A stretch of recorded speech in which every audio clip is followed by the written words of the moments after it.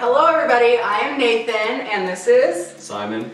And today I really wanted to film some different types of YouTube videos for the channel. I've been thinking of everybody a lot and I thought it'd be a lot of fun if I host some new people on, and thankfully Simon wanted to come on, so thank you for that. No problem. Yeah, and today we're going to do a video on what it takes to become a YouTuber. And I'm going to let Simon start off with what kind of things we would need for it, like Just the physical components? yeah, like the physical components of it. Alright, so physical components wise, we're recording this video with a Canon T5. It's not a video camera, it's more of a photo camera, but it does the job. Really the only issues we have with it is it stops recording every now and then. But just for a starter, like basic thing, any cheap camcorder could do. If you have iPhone or a Mac. Yeah, I've heard iPhone have really good quality. Yeah, you could also film with that, but if you have iPhone, Mac, iPad, iMovie is a great starter editor for, I believe it's $6 on the web store. But what we're using is a software called Final Cut Pro, which they actually use in movies, and that's what I edit with on a daily basis.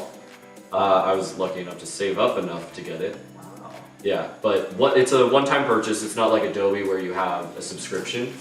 Although I do prefer Adobe After Effects over Motion for deep editing.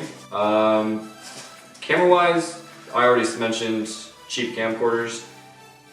Canon, for me, I'm a big Canon fan, but Sony camcorders seem to be the best for video. Once you start saving up enough money, then you can start getting better editing software, better camera, start getting more like a microphone.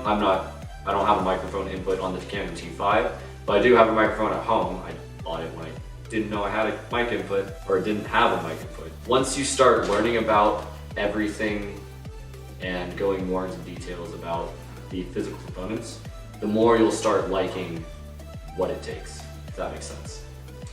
Do you think people need something like fancy to start off?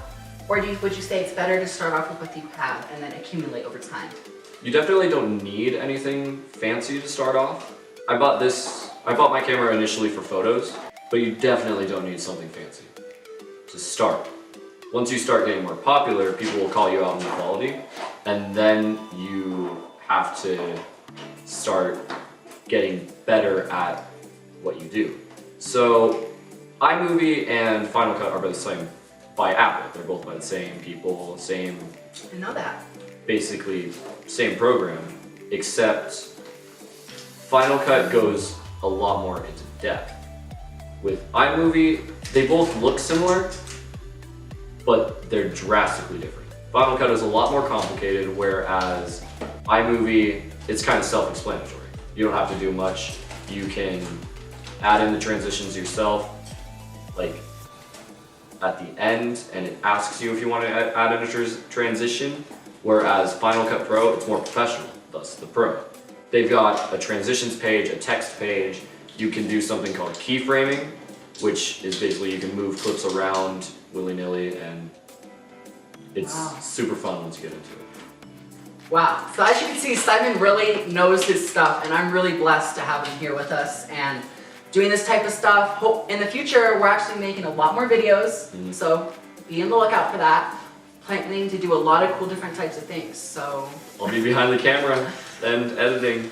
And in front of it at times like now. You gotta love him, he's a great guy. So, basically I wanna talk about some of the things that you need personally for YouTube. To be a part of the community, you really need to be outgoing, but you need to have a passion for something.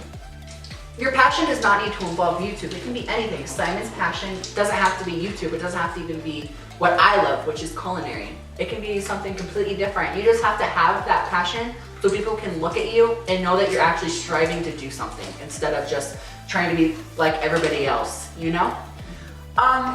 To be in the community, you really have to be outgoing. Like, you need to make sure you're outspoken and you are heard when you speak. You need to make sure that your videos have reach and that you have actual audience wanting to come in and watch your videos. You want to interact a ton, not only on YouTube, but on different social media platforms that interact together. For instance, my Snapchat and my Instagram both basically have the same people on it, but at times there are new people coming from each source. You want to kind of cross-brand yourself on each platform, and that's something I really try to do. In the community, you should feel safe. If you're ever feeling that you're not welcomed, you need to either switch up your content or stop reading your comments.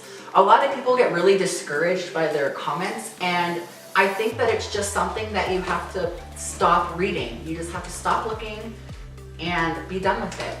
I really, really love to watch Trisha Paytas and Shane Dawson for inspiration, and I'm pretty sure everybody here knows them. Simon knows. Shane Dawson.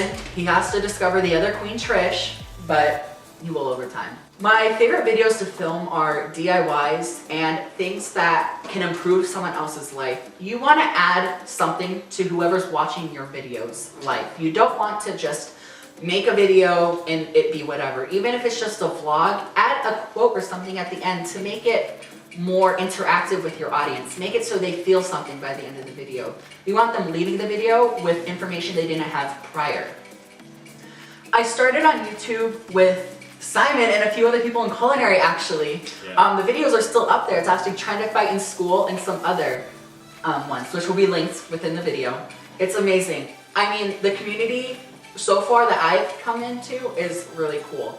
They are supportive. Everybody who I've been with wants to do this and actually interacts with what I do. And I'm really happy to have them. I mean, do you like your YouTube? Oh yeah, I love it. I've got my own channel. It's kind of like... And what is that, Simon? Hawk Feather Productions. Thank you. But I'm probably going to change the name. Don't look it up. The videos are terrible. I don't try at all. It's Pokemon Go causes a fight. That was clickbait as shit, but... Clickbait. I don't know about that. Don't clickbait. Try not to. If you have to, I say it's okay, but I would try to stick away from it. Yeah. Only because that with all the new YouTube policies, they really don't want that. They want people to be very transparent with what their content is going to be at that time. And truthfully, I think that's what we're going to stick to. Yeah. As far as editing goes, you guys, I'll try and add in a little bit of funny edits, as well as camera work. But yeah, I think we've got a few great things planned. Yeah, we definitely have a lot of cool things coming in the future, and I really think everybody should stick around for it, because there is a lot of crazy things coming. Oh yeah. Yeah. And do you see yourself doing this in the future? I actually want to become a film director when I grow up. Wow. Movie director, yeah. I'm writing a script for a show right now. I'm working on 4 episodes right now. Wow. Can you tell us a little about it? It's basically about my high school experience and the people that were in it. So culinary, of course, is going to be a big part of that. And pretty much everybody that was part of my high school experience is going to be in there, including an internet friend I made who accidentally added me on Snapchat, and she lives in Australia. Wow. And we've actually become super close this year, so yeah, she'll be in that too. I'll try and get an episode in Australia about her, but we'll see. Yeah.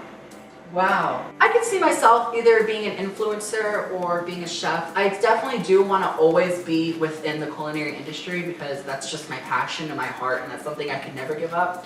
But it's also good to have things that go along with what you love. So like, I love doing culinary, but at the same time, I also want to be on Instagram and Snapchat and YouTube and stuff like that. Just the most important thing about YouTube is having fun while doing it. Exactly. So. Also, here's another big tip from me. I feel like you shouldn't have to push videos. You don't have to make videos. Nobody has to make daily or weekly videos.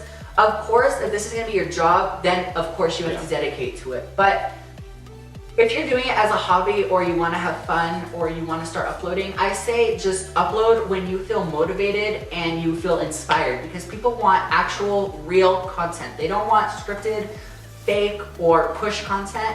And that's why I haven't been uploading for a while. Personally, I was unmotivated. I felt like I was pushing all my videos. I didn't have any help, and I didn't know what to do. Thankfully, Mr. Simon came into my life. He was in my life, and we decided that we're gonna start this back up. We're gonna go all in. We're gonna give it our all.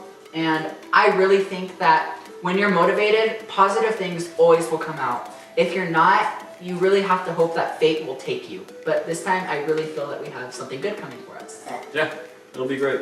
We'll have a lot of fun doing it. And like you said, we'll probably just post when we want to and when we can. Exactly. I can edit fast, but if we want it to be good, then it might take a couple days, but yeah. Yeah, so I want everybody to be on the lookout. Please give Simon some love on all his social medias, which will be linked in the description and on the video. Follow me, of course, which will be under Simon's. Give Buster a little love. Thank you. He was in the video. And hopefully I'll see you guys soon. Thank you. Yep, thank you.